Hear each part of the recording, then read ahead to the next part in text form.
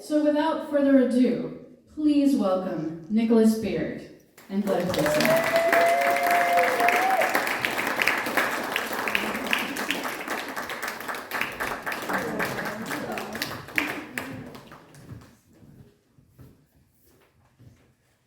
Good evening. Good evening. Are we all dry yet? Yes, sir. It's really raining out there, huh? How about it for my good friend Glen Pearson?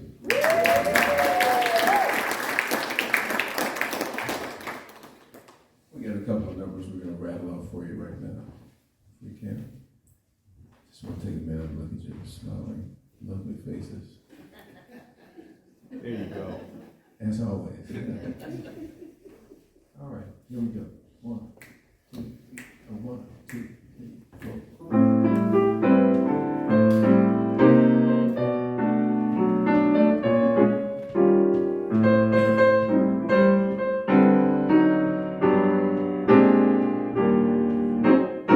East of the sun and west of the moon, we'll build a dream house of love, dear. Close to the sun in the day, near to the moon at night. We'll live in a lovely way, on love and pale moonlight, just you and I, forever and a day. Love will not die, we'll keep it that way. Up among the stars we'll find a harmony of light to a lovely tune. East of the sun, west of the moon, dear. East of the sun, west of the moon.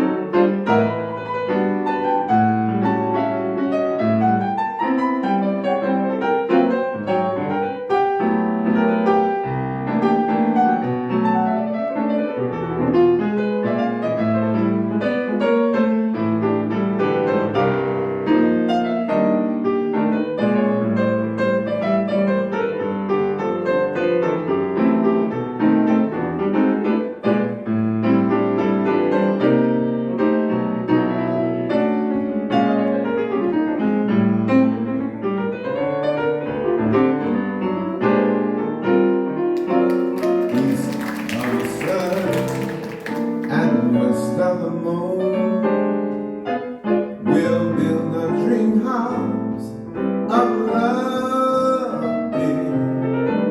Close to the sun in the day, near to the moon at night. We'll live in a lovely way, on love and pale moonlight, just you and I, forever and a day. Love will not die, we'll keep it that way. Up among the stars we'll find harmony of light to a lovely tune. East of the sun, west of the moon, dear. East of the sun, west of the moon, dear. East of the sun, west of the moon.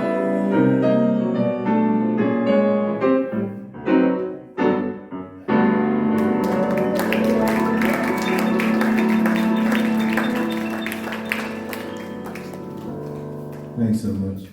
This next piece is a tune from the Nat Cole songbook. I had the pleasure of doing an album dedicated to Nat's music, and this is off of that album, which just happens to be in the store. No crass commercialism intended. It's a mere coincidence that we have to have it there. Anyway, we hope you enjoy We're going to feature Glen right now for just a little bit, doing some slow stride piano.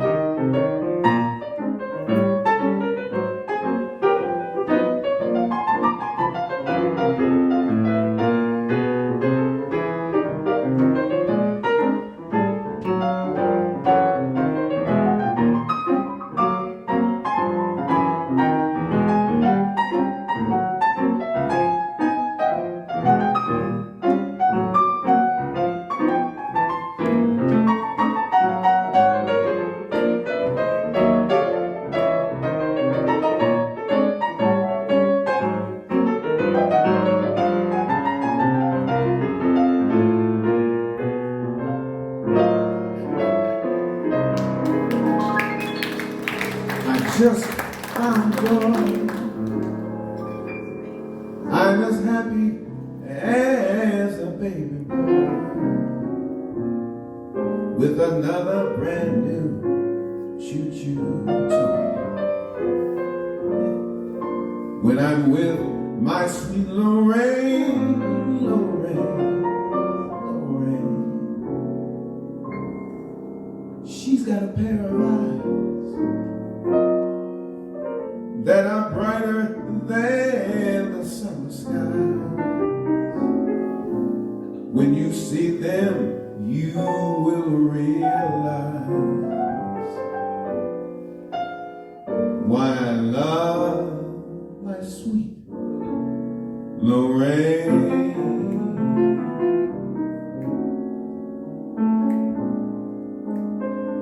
And when I'm with her, I don't miss the sun, 'cause it's in my baby's smile. And to think that I'm the lucky one who will lead her down the aisle. Oh, each night I pray that no one will steal her heart away. I can't wait until that lucky day when I marry sweet Lorraine. Oh,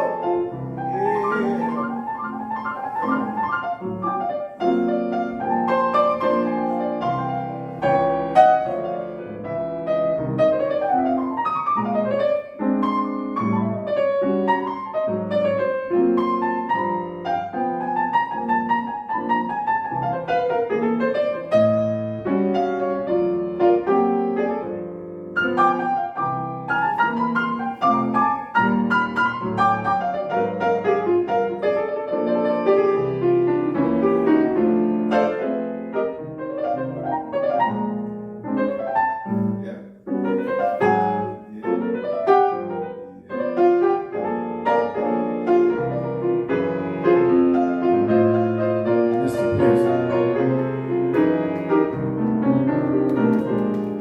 Now when it's raining, I don't miss the sun,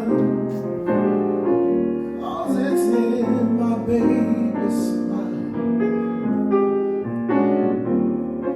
And to think that I'm the lucky one who will lead her down the aisle. Oh, each night I pray that no one will steal her heart away. I can't wait until that lucky day when I marry sweet Lorraine. I can't wait until that lucky day when I marry sweet Lorraine. Thank you.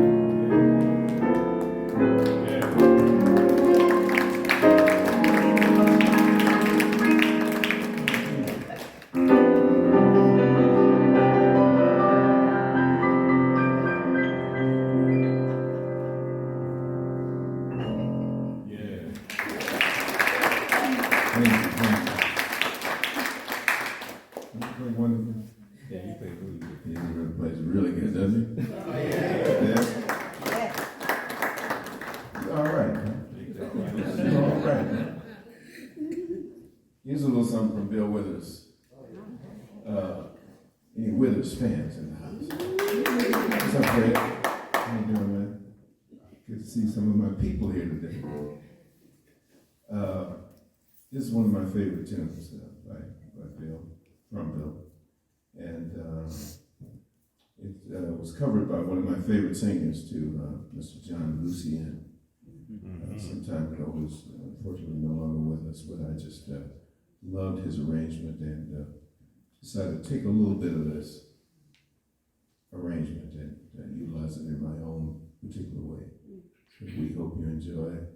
This is a pleasure actually to get to be able to do this with just piano, because we don't normally we're doing it with a quartet or a trio or something, which is wonderful in its own right, but this way you get to hear this man work. Hello, like before.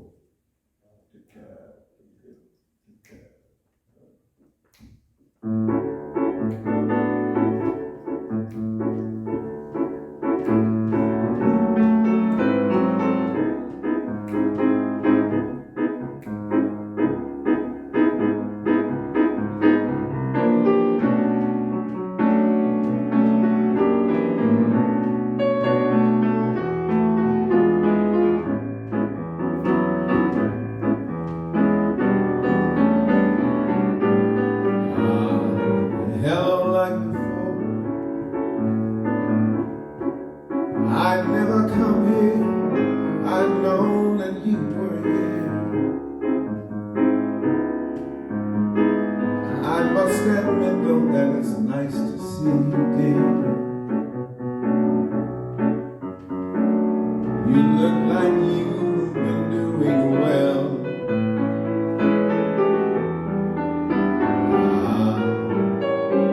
Hello, like before. I hope we've grown, 'cause we were only children then. For last, I guess we both can say I knew you when. But then again, that's kiss and tell.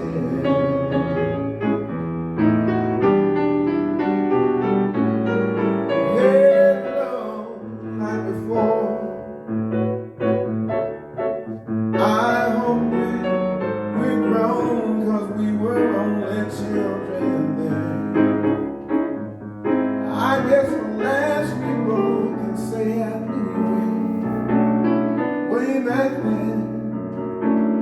Then again, that's kiss and tell. That's kiss and tell. Like before.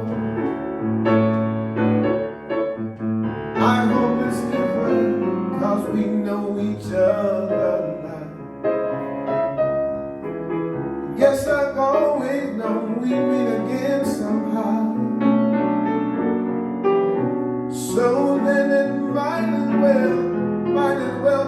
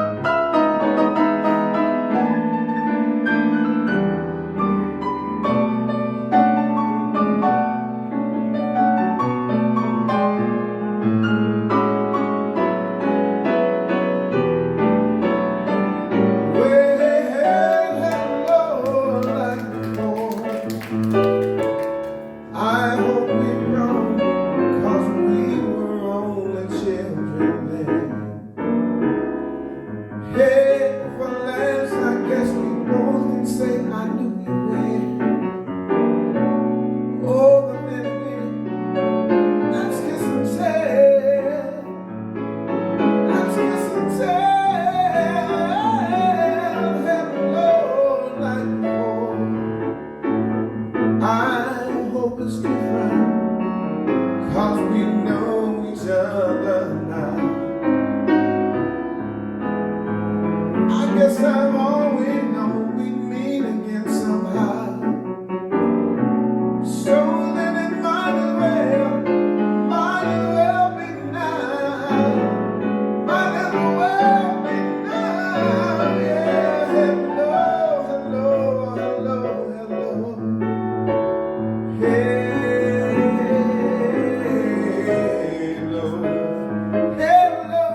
Hello, hello. Guess I've always known we'd meet again somehow. So that it might as well be now.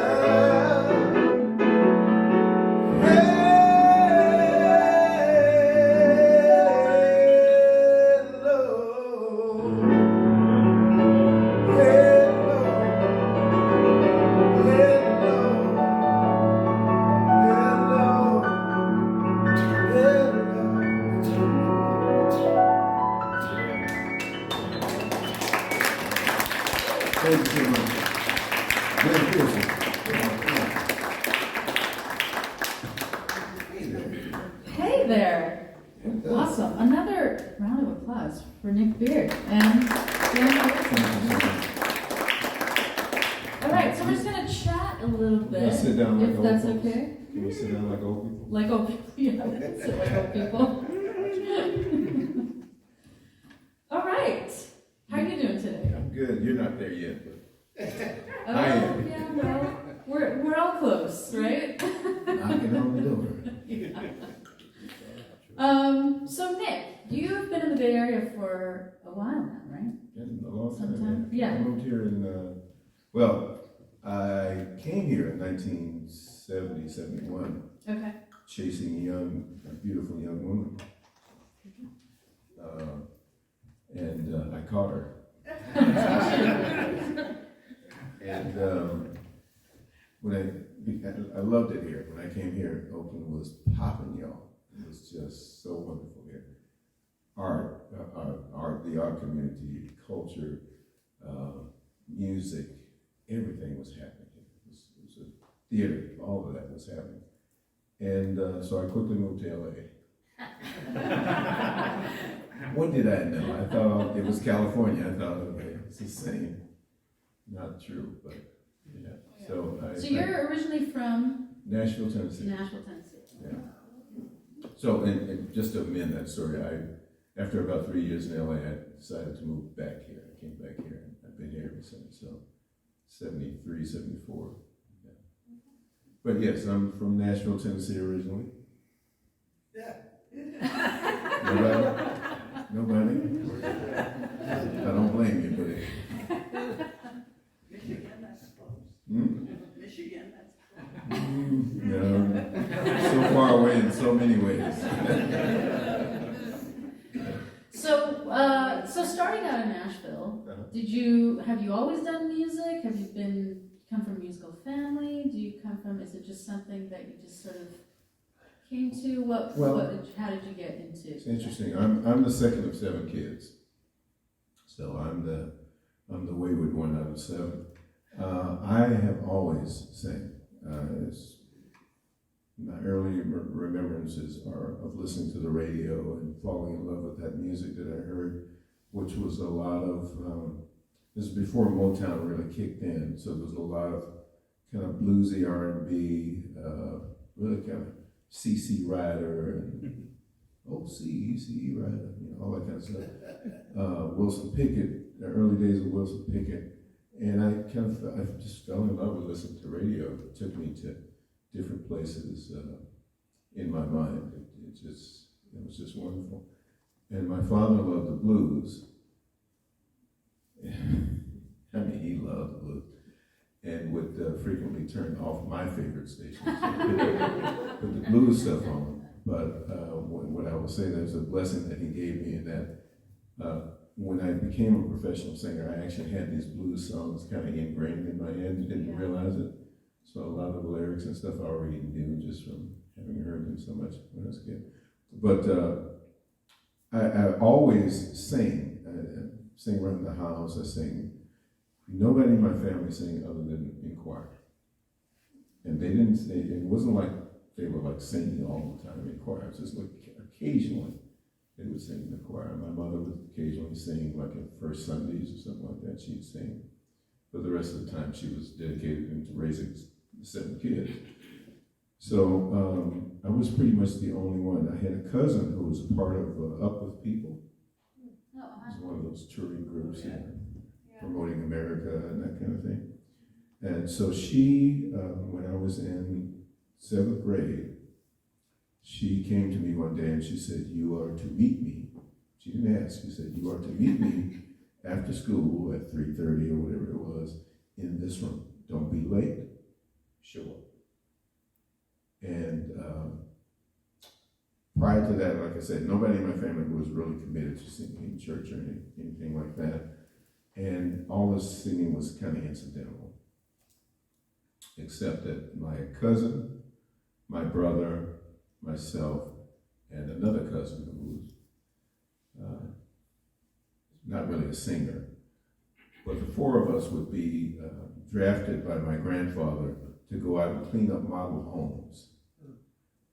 These are homes that we couldn't live in, but we had the job of cleaning them up. And on the way out to these houses, I would pray that he would take the longest routes possible, because we harmonized in the backseat of that car. It was so, all the latest, whatever was on the radio, we were singing it. And I usually sang the lead, and I just loved that. I was like the Michael Jackson of East Nashville, I guess. I don't know. But I love that. So this same cousin, and to get back to that story, said, "Meet me at the end of school, this room." I go in there, and there's a stout little woman sitting at the piano, and she said, "Go sit right there." I didn't know who this woman was. She said, "Go sit right there." I sat down. I was in the South, you don't disobey, you just do what you're told. She said, "Sing this." I sang it. Sing this. She said, "Be back here tomorrow at 4 o'clock. Don't be late. Come back." So apparently I was drafted into the choir. And so I did Glee Club all the way through till about 11th grade. That's when I got too cool for Glee Club. But from 7th grade until about 11th grade. So that was the bulk of my training, if you will, because she had sheet music. Prior to that time, we never had any sheet music or anything like that. I never played an instrument, although I had a guitar that had 3 strings on it. But never played anything other than the crickets. My dog has fleas, stuff like that. And so I did all of that. And as I got toward 10th and 11th grade, I started doing R&B with some local other singers, and we started doing doo-wopping, doing Curtis Mayfield and some Temptations and stuff like that. Yeah. Nice. Yeah. That's great. So that was leading to the career. Yeah. Nice. And then you mentioned that you were in Japan for a little bit. I was in Japan for 2 years. Yes. And tell me about that.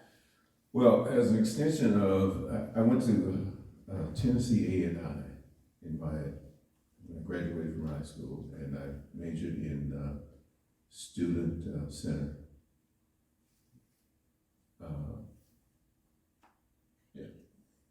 Student center, where the students hung out. That was my major. I'm just pretty good at that too. And me and a buddy were hanging out one day in downtown Nashville, and we decided we were going to prank the local Air Force recruiter. And we decided we would go in and just do all the stuff leading up to joining the military, which we did. And we, "Yes, sir, I'd like to, and I'd like to go here and do this and do that, blah, blah, blah." And, "Oh, well, would you take this test?" You could be in electronics. "Oh, that sounds wonderful. I'd love to be in electronics." Blah, blah, blah. And we both got accepted, but my friend was a year younger than me, and he had to get his parents' approval, which would never happen. And me, I just said, "Okay, let me just do this. Let me see what happens. I'll go as far as I can. I'll get up to the time when it's time to leave, and maybe I'll go home then." And so I went through the whole procedure. I went through the test, I went through, evaluations and all that kind of stuff. And I got up to the point where they said, okay, bring in a shaving kit tomorrow. Meet us at such time, I'm going to bring in a shaving kit tomorrow, and, welcome. And I'm like, oh, I don't know if I want to do this, because it was early, I had to get up early to do it. I went down there anyway, I said, let me go. They said, okay, hold up your right hand. And they were so nice. They were so nice. Mr. Bearde, hold up your hand, please. Just hold up your hand. I hereby place. I was like, okay, I guess I'm doing this. I'm going to go ahead and do this. And if I don't like it, I'll just come home. Whatever. Hold up my hand. I pledge, and blah, blah, blah, blah, blah, blah. And as soon as that hand hit my right ear, all right, you maggot, get your in the hole, in the line, and it didn't stop for like 2 months. Oh my God. So that's how I left Nashville. That's what took me out of Nashville, really. And I was there for, did my basic training. Then I went to a tech school because I did have electronic tendencies, apparently. Whatever that means. That was the attitude test to go with electronic tendencies, great. I had electronic tendencies. So I get to Keesler Air Force Base, and in Keesler Air Force Base, saw a band of military guys together. I'm like, I can do that, I can sing that. So they said, well, why don't you come to practice tomorrow? Went to practice and sang a little bit with them. I'm like, okay, I can do this, but I'm not ready for a band yet. And I only had 6 months left there, so I kind of noodled with it a little bit. And then I got to Japan, and in Japan, when I hit Japan, it was like being in New York City. It was popping. Everything was going on. There were nightclubs everywhere. The streets were just buzzing. Wow. It was just electric. And the military base over there it was the same thing. It basically, you went to work for your 9 to 5 shift, and then you're out in the streets. And a friend of mine said, listen, I'm going out to try for this band. And I went with him to try out. And they had this line on the song that they wanted him to sing. He tried it, I don't know how many times, and never got it right. And they looked over at me and they said, can you do this? I said, oh yeah. We'll do it. Girl, I can't believe my ears. You got the job. And I spent the rest of my time in Japan as a professional musician. Wow. We had a tour bus. We played all the major nightclubs and some of the major performance venues in Japan. And the rest was this story. So, wow. Yeah. So then when you went out to LA, what did you do in LA? Were you singing in LA? Or were you doing other things? I was so misdirected in LA. I got caught up in that be a star, those ads where it's like, we need new faces for film and television. And kind of got caught up in that for a minute, You mentioned you did a little bit of voiceover stuff. Yeah, but that was here. Oh, okay. Okay. LA was like 3 years of trying to get myself together, trying to figure out the world. California was a new experience for this country bumpkin. And I just didn't know how to handle LA. It was just too much. It was too much at the wrong time. Right. Yeah. And so what specifically brought you up here to the Bay Area? Getting out of LA. I'll be quite honestly. Getting out of LA, and because I've so fallen in love with the culture and the community here, and it just seemed like a good fit for me. Yeah. I couldn't find my way 2 blocks in LA. I couldn't find my way how to go from one part to the other. But up here, for some reason, I could get in the car. I could go anywhere. I could always find my way home. Never had to look at a map. It was just instinctive. Yeah. It felt comfortable. It felt comfortable. Good to be here. Nice. Yeah. Well, shall we hear a few more tunes? Sure. All right. Yeah. I got stories. And by the way, that beautiful young woman that I chased out here, she's sitting right in the back there. Right. She's hung in this whole time. Yeah, I still love her. I still love her. Anyway, when you find a good one, you got to keep it. There you go. Absolutely. All right, we got another couple things for you here. Oh, yes. So here's a fat swallow too.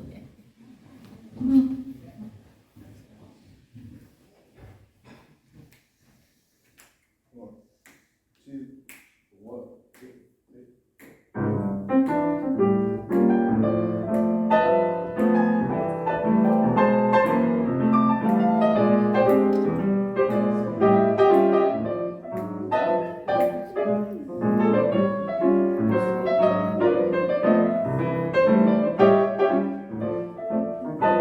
Sound good on that stride?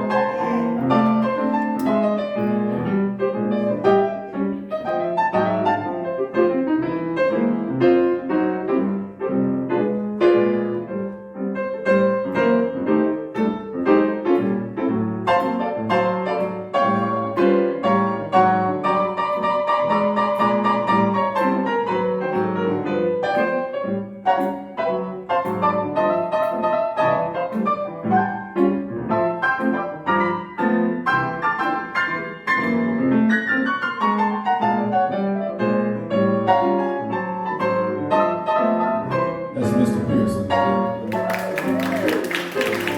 No one to talk with, all by myself. No one to walk with, but I'm happy on the shelf. Ain't misbehaving, saving my love for you, and you. I know for certain, the one I love, I'm through with flirting. It's you that I'm dreaming of. Ain't misbehaving, saving my love for you. Like Jack Horner in the corner, don't go nowhere. What do I care? Your kisses are worth waiting for. Believe me, I don't go out much, don't care to go. I'm home about 8, just me and my radio. Ain't misbehaving, saving my love for you. Yeah.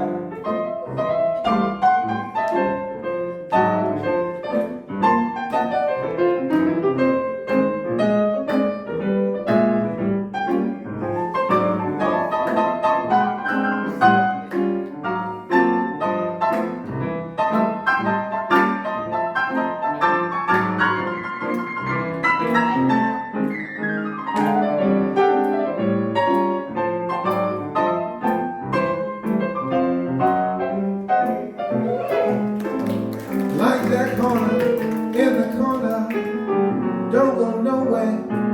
What do I care? Your kisses are worth waiting for. Believe me, I don't stay out late, don't care to go. I'm home about 8. Me and my radio ain't misbehaving, saving my love for you.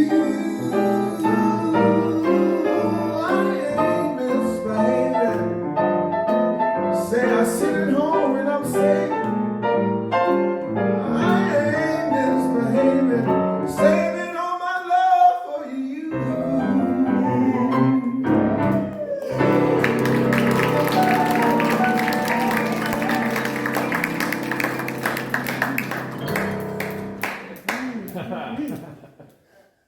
Here's a favorite of Jim and Jimmy's, who are not here today, but I'm going to do it in their honor.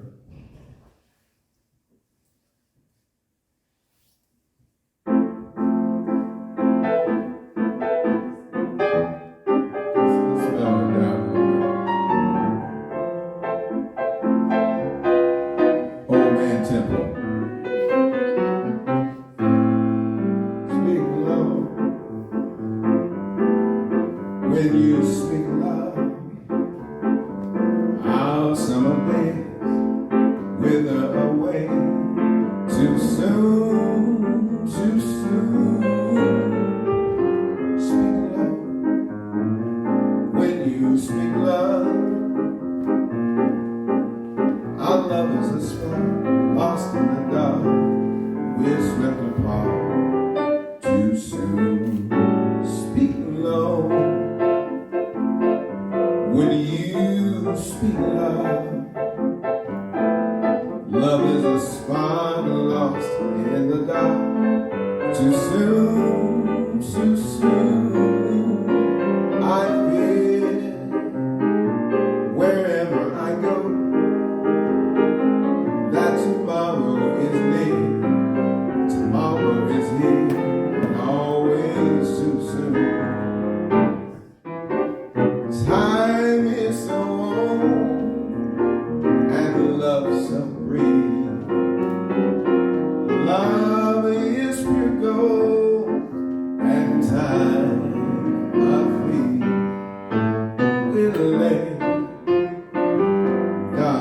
will lay.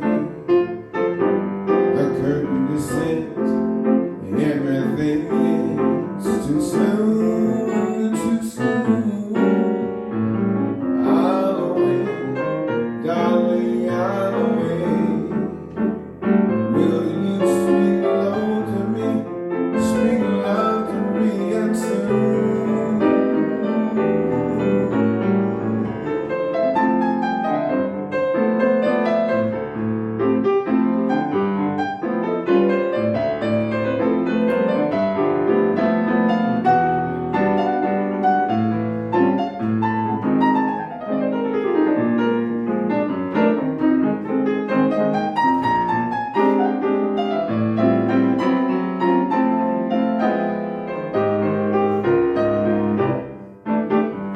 Time is so old and love so green.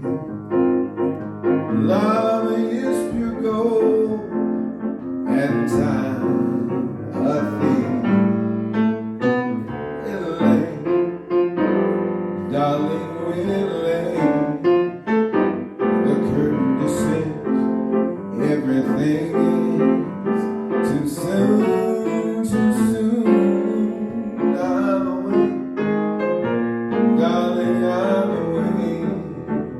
Will you speak low to me, speak loud to me, speak low to me, speak loud to me, speak low to me, speak loud to me, and soon. Will you speak low to me, darling, speak low to me, yeah, speak low to me, darling, speak low to me, speak low to me, darling, and soon.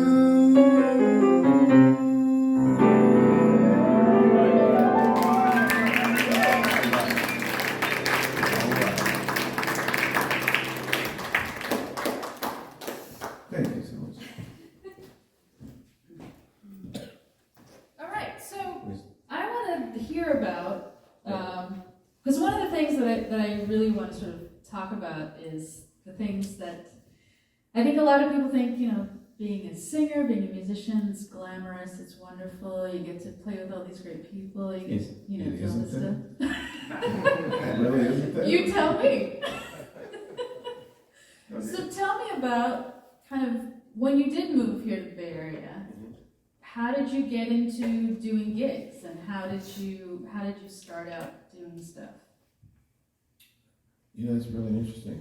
I don't know if anyone's ever asked me that question before, because it's in one way it's kind of like setting out an intention that you want to do this, and then things just kind of falling into your path that you can take advantage of or not take advantage of.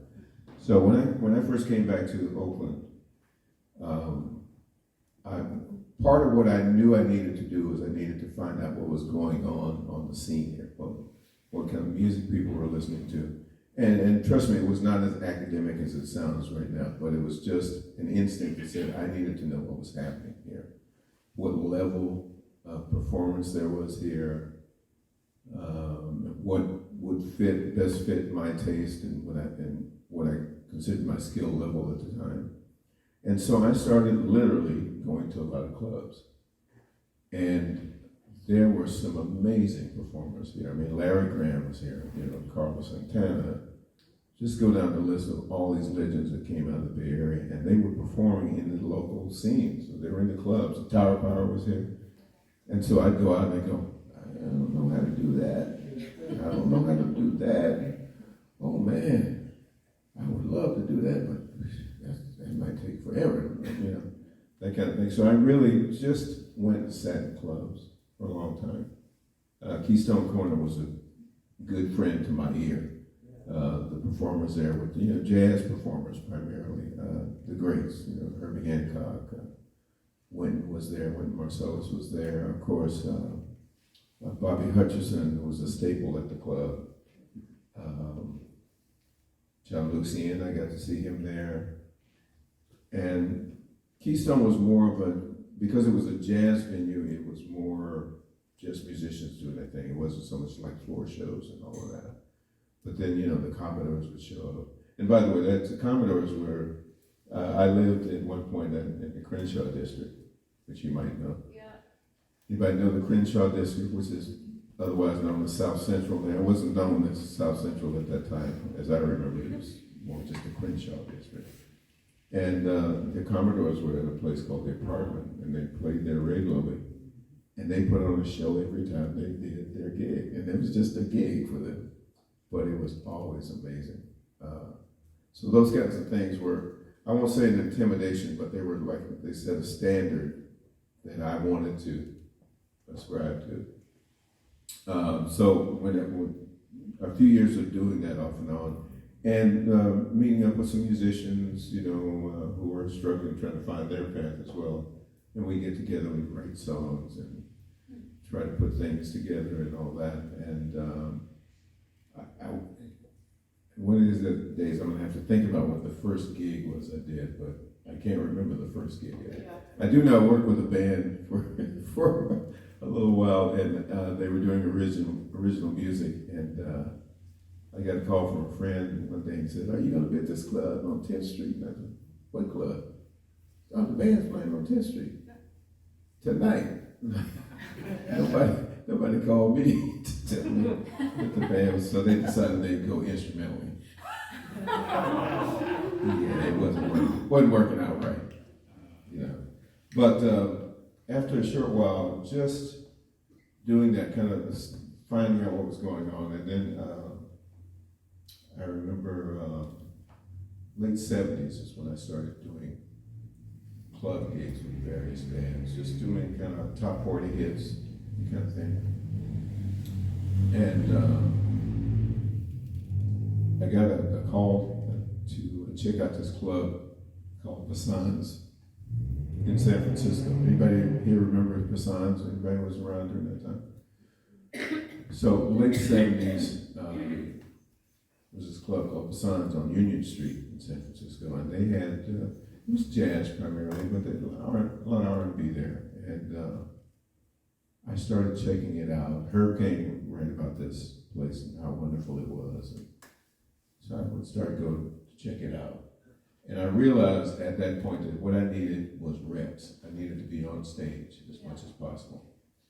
And so I put out the feelers and started checking ads for people that wanted R&B singers, for gigs. And I found a band out in Concord that needed a singer. And they called me out to come check the band out, and was killing. I said, okay, that's what I want to do. So I literally auditioned for that band after having my tonsils removed. Oh, wow. And they agreed to wait a couple of weeks for it to heal. And I started working with this band, and it was a top 40 band, and we did weddings, nightclubs, weddings, corporate affairs. For 2 years, it was just non-stop gigging. And that's what I needed. I needed to be in front of people. I needed to get up there and, put in the time and have some failures, have some, whatever it took to get there. And I did that for like 2 years. And it's almost like a clock went off in my head. It says, okay, it's time to leave this. And literally, within days of having that kind of cognition or whatever it was, epiphany. That's what I was looking for. That's the word. I got a call from a friend in the theater community, and I had been doing some theater, which was just inadvertent, who said that they're looking for someone to sing at Passan's, this club I was telling you about. And I went over there, and they wanted new singers to come in, and they would give you like 2 songs. So you got to do 2 songs with the band. If you got through that, then they would give you like an hour. If you got through that okay, then you get like 2 hours. You got through that okay, then you'd have a night, yourself. So I worked my way up the ranks, got that night, and there were 3 bands that played at this club. And the first level band was the audition level band. if you got through the audition level band and you put on a decent show, then you could go to the second level band, which was a bigger deal. And you were working like Wednesday, Thursday instead of Monday, Tuesday, that kind of thing. Get through that, then you work with the big band, the weekend band, which was so intimidating. It's where I learned one of the most brutal lessons. If you're a musician, check your charts before you go on stage.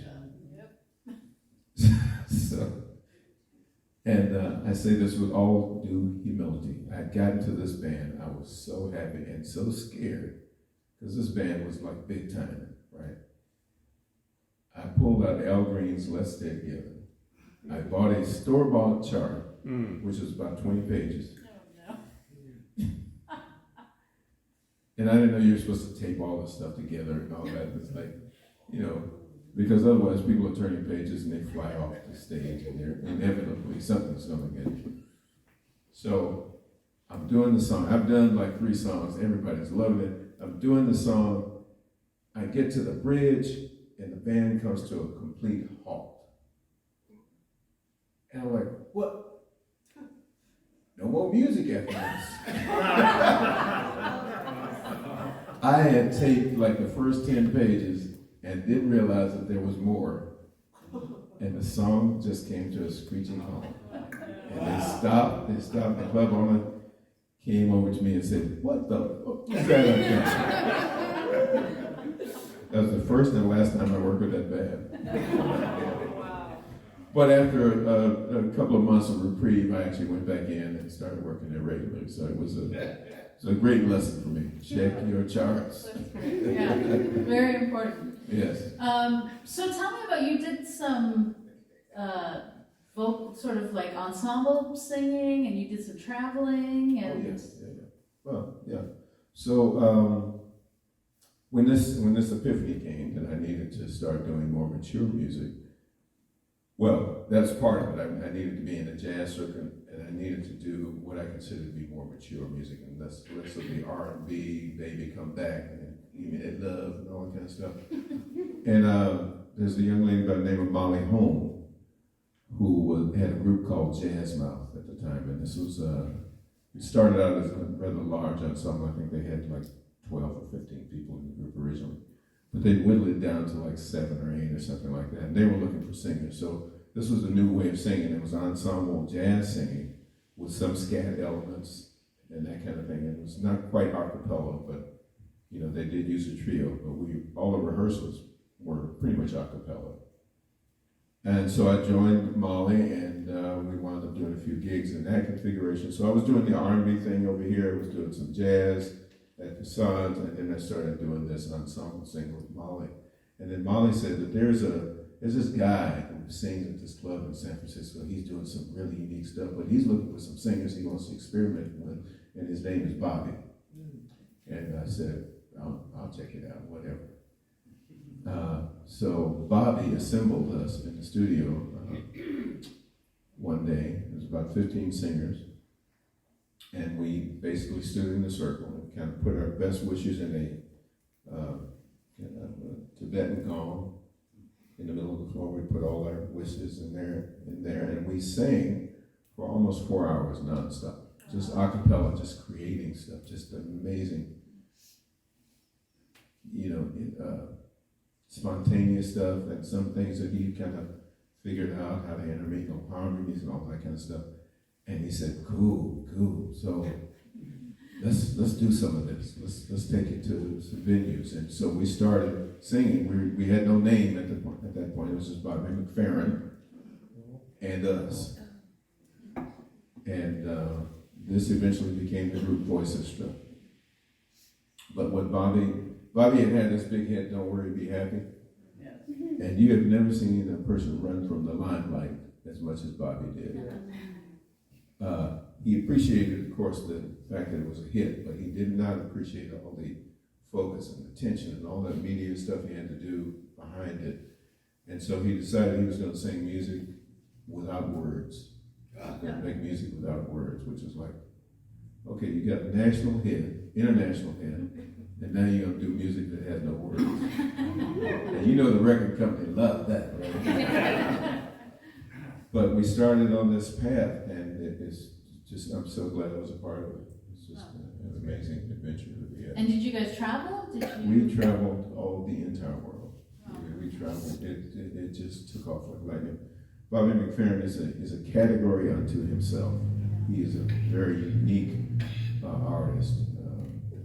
And he took this group, and we just took off. We started doing things all over the world. That's great. Yeah, so that was just. I was told to ask you about Russia. What do you want to know about Russia? I'm back. Thank goodness. I'm back. What about Russia? Is there a story behind that? There's a lot of stories. Do you want to share one story about that? Yeah, I'll share one. So, my first trip to Russia, I got a contract from a Russian booking agent. Someone in Las Vegas who got my name through somebody else, that kind of thing. And he says, there's a spot in Russia to do this male jazz vocal, to tour Russia. The guy who usually does it is not able to. He's got a commitment, so if you wanted to, I said, sure, I'll do anything one time. That's my motto at home when I'm repairing stuff. I'll do anything one time. One time. And so I'll do this. I had no desire to go to Russia necessarily. So I took this tour. It's a 28-day tour all over Russia in February. I did not have a coat big enough or warm enough for what was coming. I did not know. I had no idea. And 28 days, I went from Moscow to Rostov-on-Don, which is down to the south of Moscow, and then to Siberia, Novosibirsk, Irkutsk, Lake Baikal. I went as far west almost as you could go in Russia.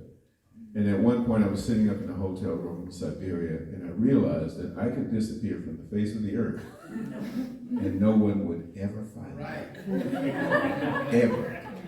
Ever.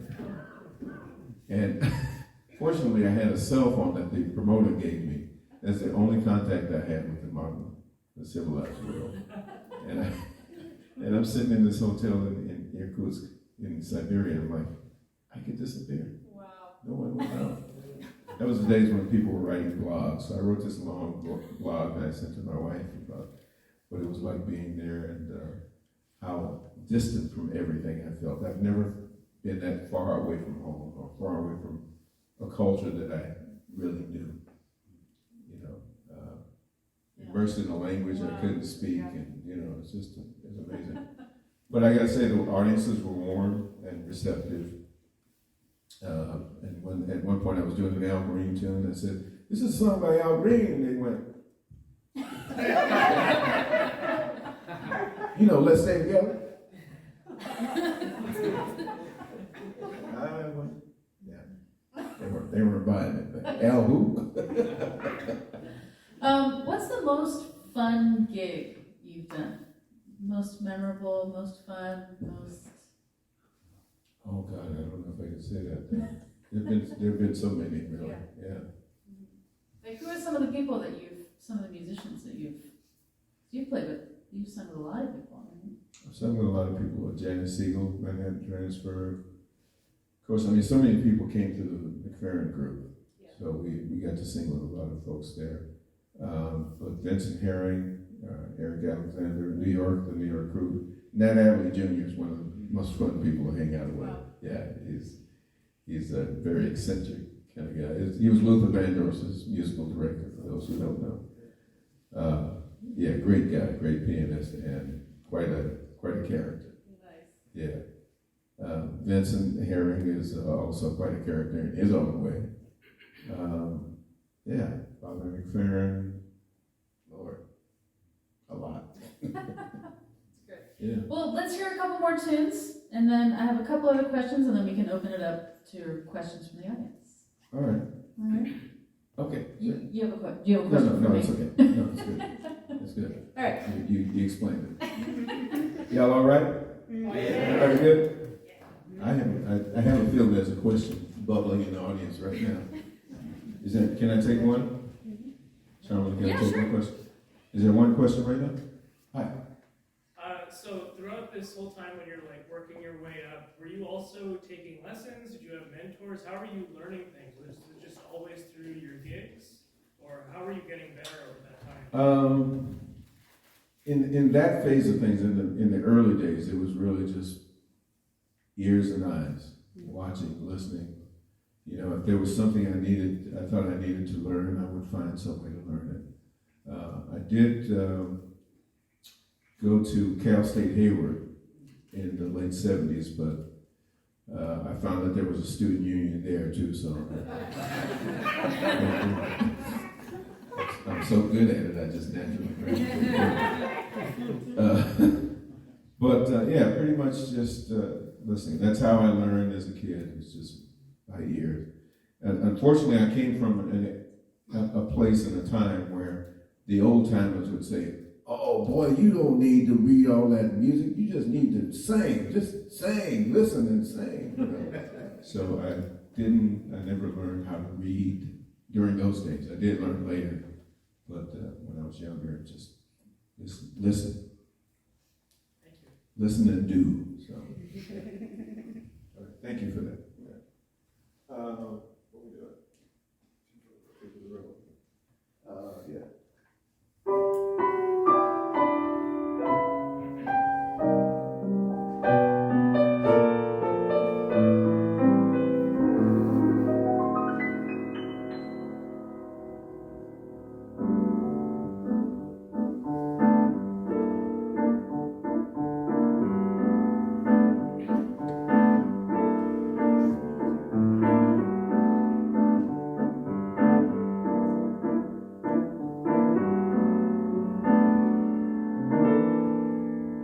If you're feeling fancy free, come wander through this world with me. And any place we chance to be will be our rendezvous. Too far the road we'll travel down the years, collecting precious memories, selecting souvenirs, and living life the way we choose. In summertime, the sun will shine. In winter, we'll drink summer wine. Every day that you are mine will be a lovely day.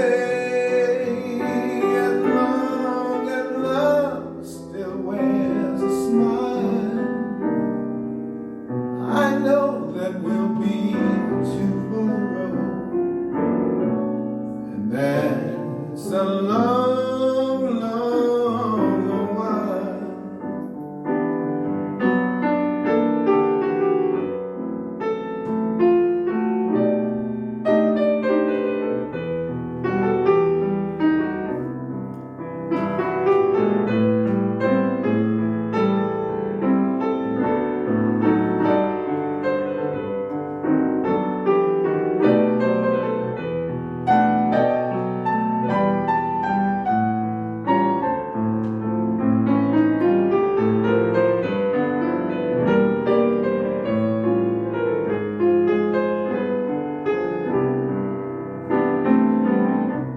In summertime, the sun will shine.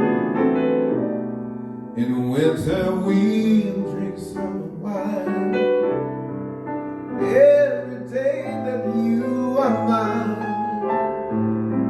will be a lovely day, as long as love still wears a smile.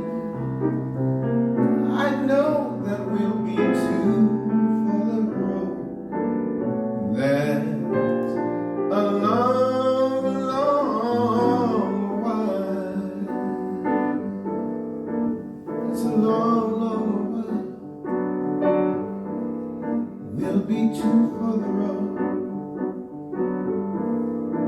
It's a long, long while to for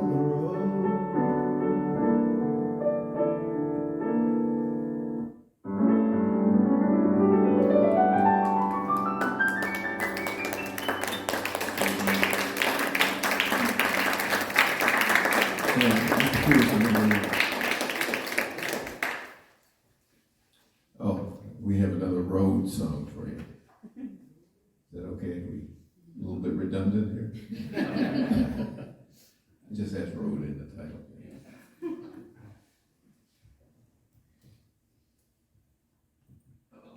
See if I can remember it.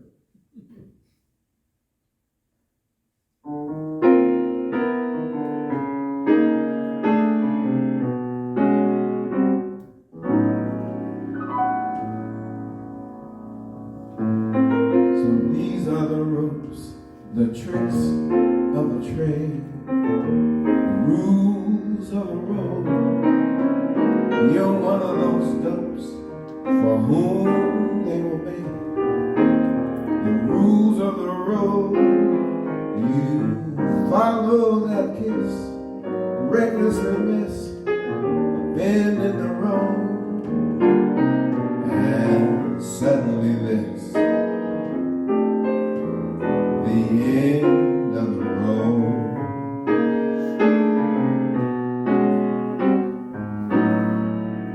Now love is a hoax, a glittering string of little white lines. But these are the jokes. What if they bring the tears to your eyes? Now love often shows a funny return. The brighter it glows, the longer you burn. And Lord only knows, love has a little concern for the fools in the road. But that's how it goes. You live and you learn the rules of the road.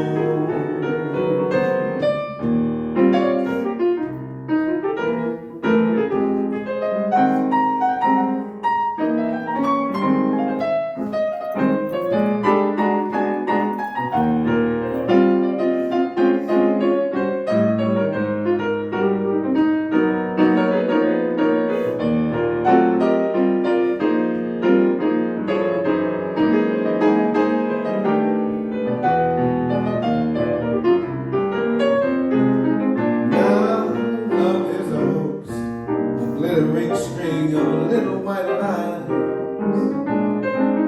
But these are the jokes. What if they bring the tears to your eyes? Now love often shows a funny return. The brighter it glows, the longer you burn. And Lord only knows, love has a little concern for the fools in the road. But that's how it goes. You live and you learn the rules of the road.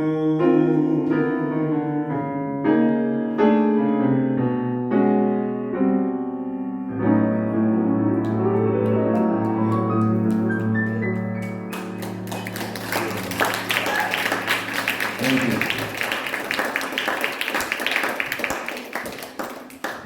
All right, I just have 3 more questions for you. Okay. One is, what's your favorite setting to sing in? Either favorite venue or favorite sort of instrumentation? What do you feel most comfortable with, or what do you like? Probably most comfortable with a quartet With the quartet, so piano, bass, drums, and sax or and something. oh, Sax or nice. something like that, yeah. nice. Maybe guitar too, but Yeah. don't get to do that very often. And location, Yeah. What's your favorite place to? it really depends on. Giant stadium.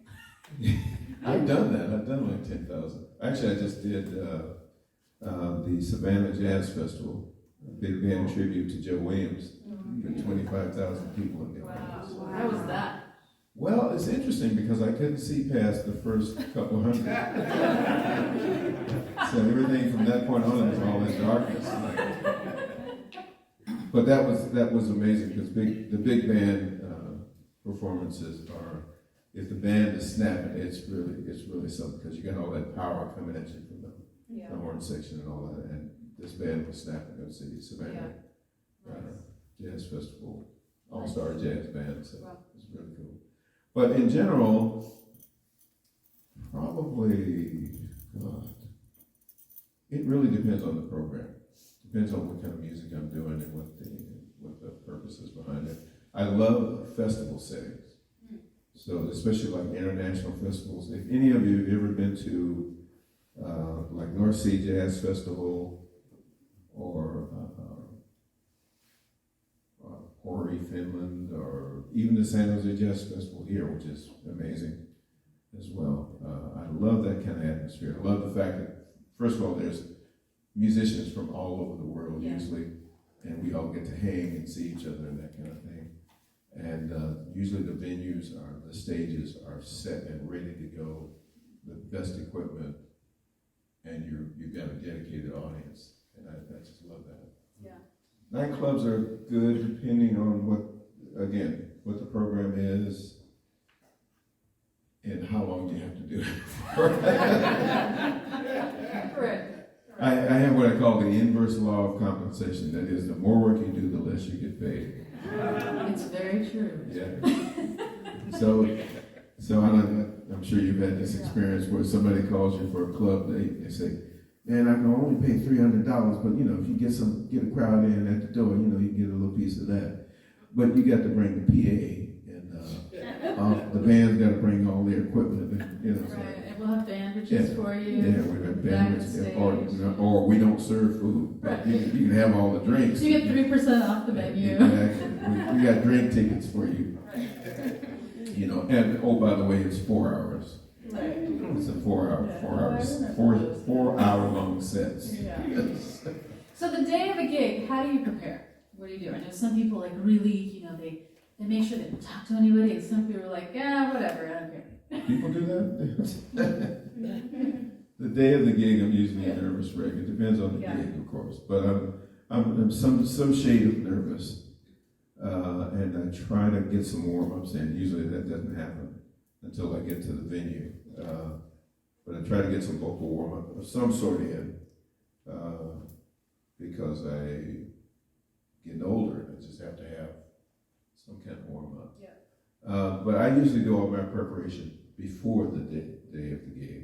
I try to get my charts all aligned and together and assembled in my books or wherever I'm doing it, at least by the day before. Because the day of the gig, I can guarantee you there will be pages left out, pages that you thought you had in the book that are no longer in the books. And you get to the gig and you find that you got 2 charts in this book, no chart in this book, that kind of thing. So I try to get it together before, make sure everything's. Yeah. And I used to have my wife turn pages while I turn pages. But one of the things I learned also is that you can put all your charts in the book, but you better go through them page by page, because there's inevitably a title page, because I title all my front pages, front of my charts, that doesn't have the second page in it. So you have to go through the page, 2 And books then the at a band time. will just stop. 2 books at a time, page, page. And so, I do that. Yeah. Very meticulous about that. Do you remember the first song that you sang in public, professionally or not professionally? Maybe when you were a kid. Does public count for my cousins Sure. in the car? I don't remember exactly the first one, but I can tell you the one that sticks out in my head is an Etta James song. Would you like to sing it right now?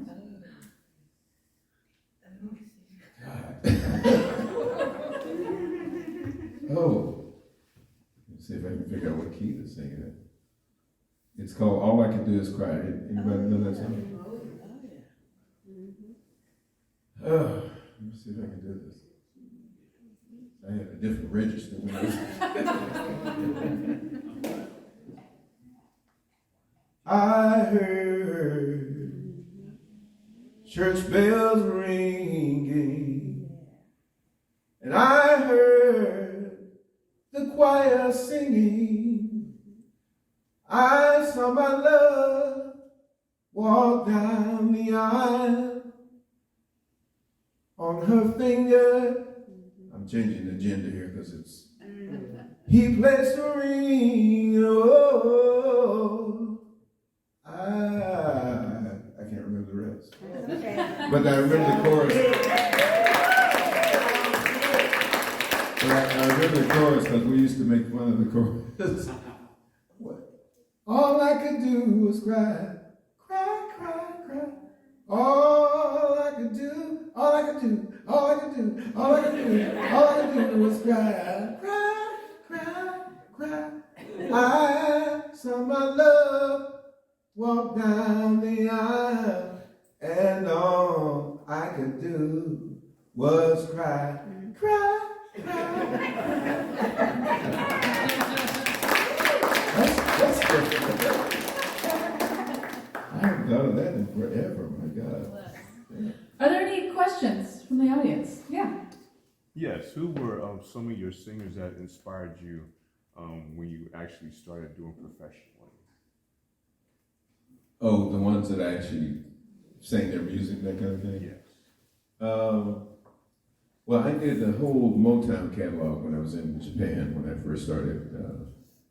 You could say I went professional in Japan when I was in the military. So we did everything. We did the whole Motown catalog. Grapevine, Temptations, Since I Lost My Baby, My Girl, Otis Redding, Mr. Pitiful,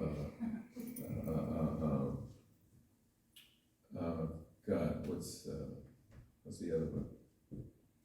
Pain in my heart, just won't let me be. All of that. We did all of that. Archie Bell and the Drills. I just can't stop dancing. Whoa, I just can't. All that. God. And later on, when I started getting into the more jazzy fields, a lot of Lou Rawls. Lou Rawls was a big, You have that voice. big hero of mine, vocal hero of mine. Yeah, that's kind of, like I said, that Motown thing was big, though. That was big. Wilson Pickett, of course, Midnight Hour, all of that stuff. Yeah. Thank you. Yes. I have a question. Do you write your own songs? I do, yeah. You do? I do as well, yeah. Have you recorded them? Oh, yeah. Oh, okay. Yeah, they're on. My first album, I've got 3 originals on. The second album, I've got 5 originals. Yeah, and she's trying to tell me they're all in the back there.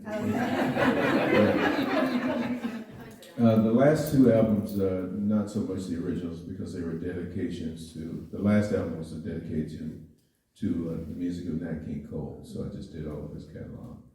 And the album prior to that was just my first foray into doing kind of like a trio quartet setting, and I wanted to make sure I documented and recorded that. So there's no original. Can we hear one you wrote? I didn't bring music for that tonight, but yeah. I'm trying to think. Do you know one of it? No. Glenn and I work together quite a bit, but I don't think he has memorized my catalog. I'm sorry. Yes, Becky. Do you still sing with your cousins? My cousins? Yes. I wish it were so. Okay. One of the cousins, as I understand, he actually lives close to here, but I haven't seen him in probably 50 years. Yeah. He's just kind of dropped out of the family circuit. I mean, some people hear from him. My other cousins live in Nashville. My brother lives in South Carolina, and he became very religious, and he won't sing this heathen music. He will not join me. He will not join me for this kind of blasphemy. Question. Okay. Yeah, how would you handle negative criticism in your career? Not assuming, of course, that you've had any. Of course I have. Of course I have. You take it. I mean, you know, if you don't sing, you can get negative criticism. So it's just like, you know, you just take it. You know, what am I going to do about it? You know, go beat somebody up about it because you don't like the way I sing. It's just a part of life. Some people are going to like what I do. Some people are not going to like what I do. I'm good with that. So, but that's a great question. Now, I haven't had I've had actually a couple of reviews where they were less than complimentary about something I did, but that's their viewpoint. Right.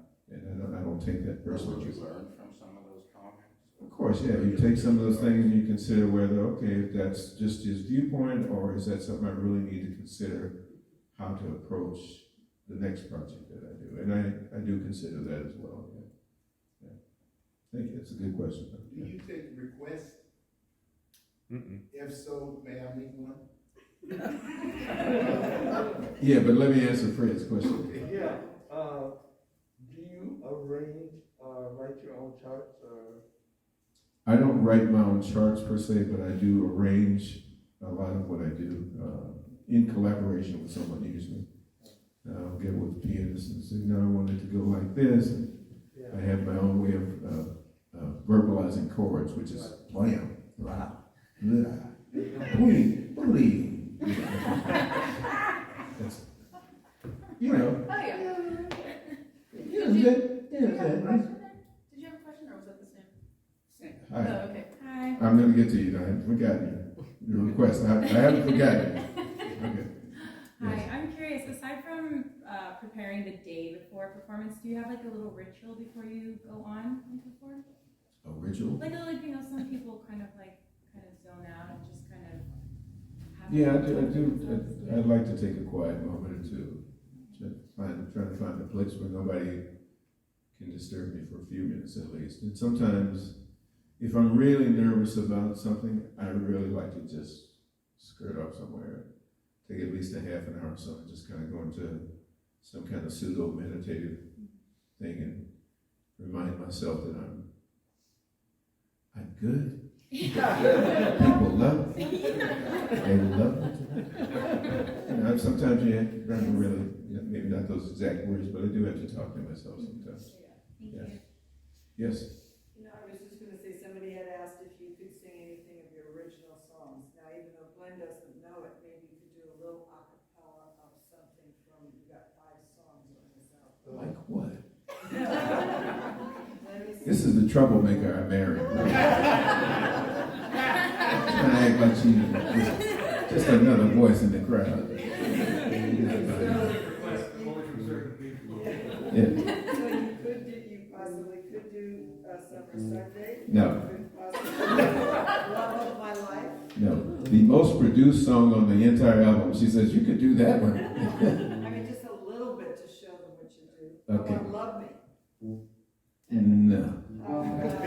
I think everyone's just gonna have to buy all your albums. My friend back here, you had a request. I don't know if I can make it now. No, go ahead. Hey, I'm gonna let you know that I love you, man. You know, Thank you. every time I hear you, that you're gonna be performing in the Bay Area, I come and see you. You know, I appreciate that. Beyond Thank that, you so I had much. surgery. I'm not gonna get into that, but I'm here. And Thank you. it's an old tune that I used to hear when I was a kid, and I fell in love with. And it's by Johnny Ace. Pledge You My Love. I would love to hear you sing that. Oh man, I don't know it. I know what you're talking about, but I don't know the song. Yeah, I don't know it. And Johnny Ace, man, he was one of those cats that my father and mother used to listen to back in the day a lot. Yeah, I don't know that tune, but actually you might have stirred up something here because I might have to go looking for that one. I might have to go looking for that one. I just did a song from that era recently, and I'm trying to think of what it was.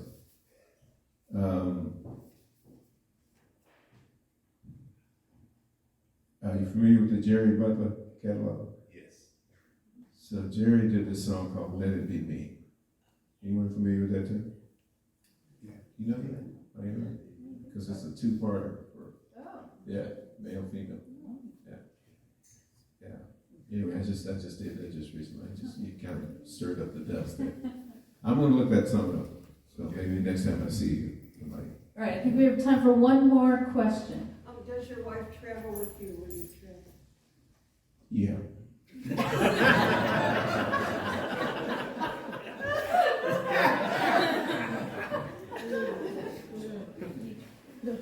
And I'm thankful for it.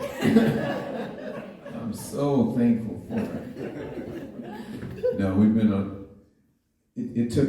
People ask how we've stayed together so long, and my answer is the first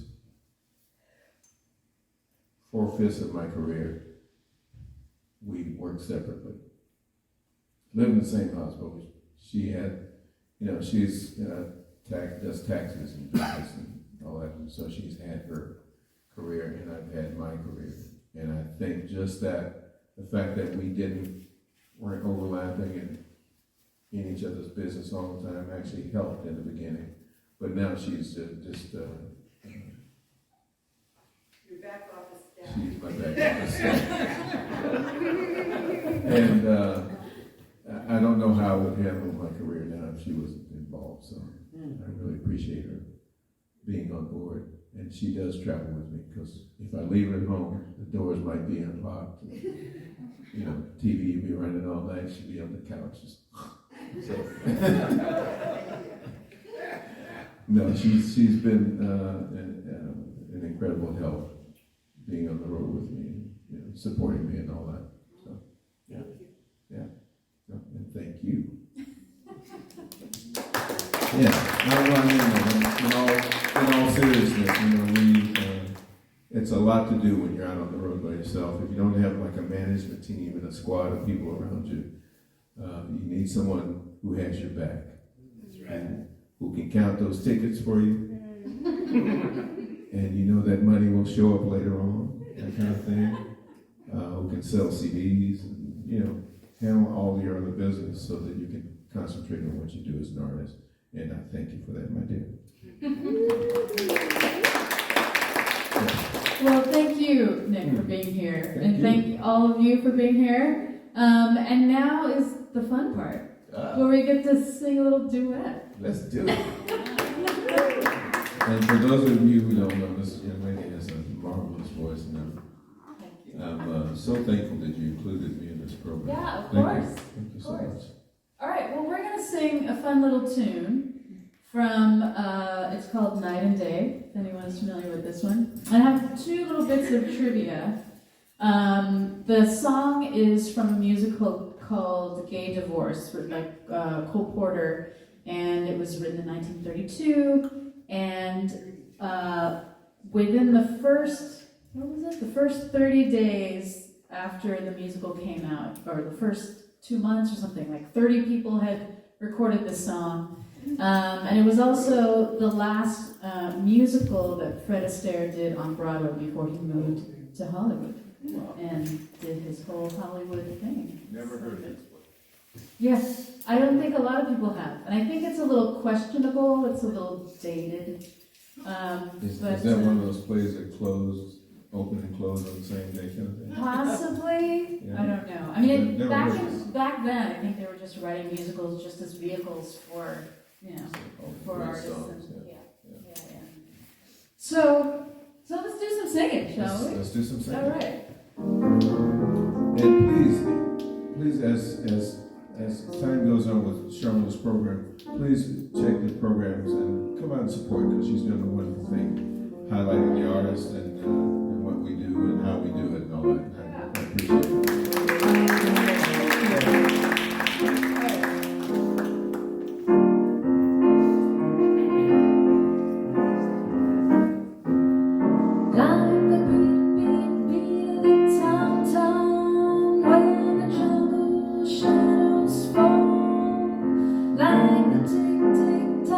Stately clock as it stands against